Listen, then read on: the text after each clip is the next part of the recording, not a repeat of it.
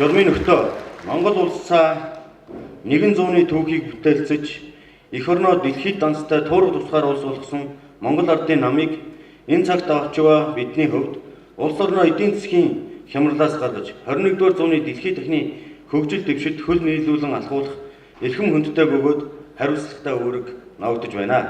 Энэхүү хариуцлагатай үүргийг биелүүлэхэд Монгол ардын намын гишүүн бүрийн хөв нэмэр сэтгэл зүтгэл онцгой үүрэгтэй билээ.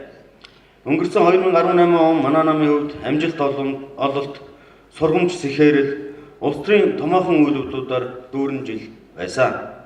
Монгол ардын намын удирдах зөвлөл, Монгол ардын намын дарга, ерөнхий нарийн бичгийн даргын зүгээс Монгол ардын намыг олон түмний дунд нэр хүндтэй, гишүүдийнхээ эрхшгийг хамгаалдаг, ухаалаг, бодлогын нам болгох талаар шинжлэлийн томоохон үйл явцыг эхлүүлээд явж байна.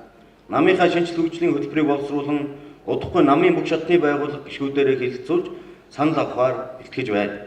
Энэхүү хөтөлбөрт Монгол ардын намын үзэл баримтлал, үнэт зүйлсийг нийгмийн бодит хэрэгцээнд нийцүүлэн хөгжүүлж, олон нийтэд түгээн дэлгэрүүлэх ажлыг тууштай, эрчимтэйгээр хийх улс төрийн намын итгэл даасан олон нийтийг татах, намын үйл ажиллагааг бүх төвшөнд өргөжүүлэх, намын хүний нөөцийн чадхыг нэмэгдүүлэх, гишүүд дэмжигчдтэй гадаад дотоодод сургам бэлтгэх, Ахмад дунд залуу үеийнхний алтан хэлхээг бэхжүүлэх, анхан шатны байгууллагуудынхаа үйл ажиллагааг дэмжих чиглэлээр стратегийн зорилт үйл ажиллагааг тусгасан юм а. Намын шинжилгээний үйл явцад хамтран ажиллагч бусад улсуудын намуудын дэмжлэг тусалцаа авах, гишүүдэд сургах тал дээр мөн итвэглэн ажиллаж байна. Иргэд сонгогчдод нээлттэй нам болох, намын үйл ажиллагаанд цахим системийг нэвтрүүлэх ажлыг эхлүүлээд байна. Намын шинжилгээний нэгэн гол чиглэл нь намын гишүүдийг чадваржуулах, мэдлэг боловсролыг дээшлүүлэх явдал юм а. Би Монгол ардын намын ерөнхий нарийн бичгийн даргын хувьд намын үнэт зүйл нь намын гишүүд гэж үздэг. Гишүүний хариуцлага, ёс зүй, ажил хэрэг чанар, мэдлэг боловсролоос намын манлайлах чадвар шууд хамаардаг. Тийм ч учраас намын удирдлагын зүгээс үндэсний болон орон нутгийн түвшинд манлайлагчдыг сонгож бэлтгэх үүднээс стратеги академийн дэргэд улс төрийн боловсролын институцийг байгуулан 2018 оны 11 сараас эхлэн өнөөдрийн байдлаар 1300 орчим улс төрийн манлайлагчдыг сургаж бэлтгээд байна. Цаашид Монгол ардын намаас гишүүд төдийгүй иргэд олон нийтийг соён гээгэрүүлэх, нийгмийн ардчлал, хүний эрхийн үнэт зүйлийг түгээн дэлгэрүүлэх ажлыг явуулах болно.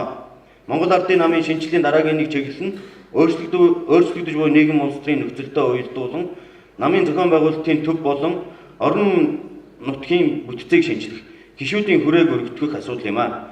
Үүнд юуны түрүүнд Монгол улсын хүн амын тэн хагас оршин суудаг нийслэл Улаанбаатар хот дахь намын үйл ажиллагааг идэвхжүүлэх, намын анхан шатны байгууллагын тоог нэмэгдүүлэх явдлыг дурдсан зүйтэй. 2019 онд нийслэл Улаанбаатар хотод 625 үр шинээр байгуулах зорилт тавин ажиллаж байна. Гишүүдийн тоог нэмээ зогсохгүй, намын үйл ажиллагааг нээлттэй болгох, иргэд сонгогчдын өргөн давхрааг төлөөлөх, эрх ашгийг нь илэрхийлэх, хамгаалах чиглэлд бодлогын шин зорилтуудыг дэвшүүлэн ажиллаж байна.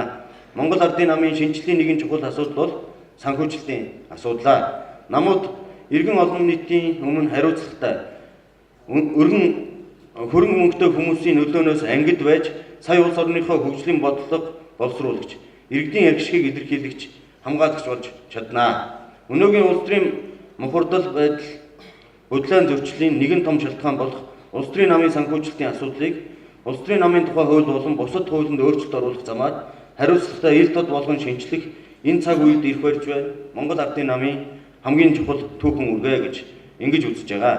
Тийм учраас Монгол ардын намын улс төрийн намын санхүүжилтийн асуудалд онцгой анхаарч, намын санхүүжилтийн ил тод байдал, дотоод хяналтыг сайжруулах чиглэлээр арга хэмжээнүүд хэрэгжүүлж эхлээд байгаа. Мөн намын санхүүжилтийн асуудлаар бусад нам, төрийн бус байгууллагууд эрдэмтэн судлаачтай хамтран ажиллаж байна. Улс төрийн намууд хуулиар болон ёс суртахуунаар хүлээсэн үүргийг хэрэгжүүлдэг болсноор улс төрд гэгээ оруулах болно гэдэгт бид итгэж байгаа. Эрхэм нөхдөө, Монгол ардын нам Монгол улсын ууган хамгийн том улс төрийн нам болохын хувьд хөгсөн өөрчлөгдөж буй нийгэм, цаг үеийн шаардлагыг хамгийн түрүүнд мэдэрч, өөрчлөлт шинжилэлд бусад намуудаа манлайлан оролцдог байх ёстой. Улсын хурлын 2020 оны сонгуул болоход ганцхан жилийн хугацаа өгдөж буй энэ цаг үед намын гишүүд дэмжигчид бүр улс төрийн өндөр мэдрэмжтэй, эрч хүчтэй, шударга ажиллаж 2016 оны улсын хурлын сонгуулийн мөрөн хөтөлбөрөөр хэрэгжүүлэх намын бодлого үнд зүйлсийг түгээн дэлгэрүүлэх хэрэгтэй өндөр амжилт гаргахыг хүсье өрөөё. Та бүхэндээ эх орончдын өдөр намын баярын мэндийг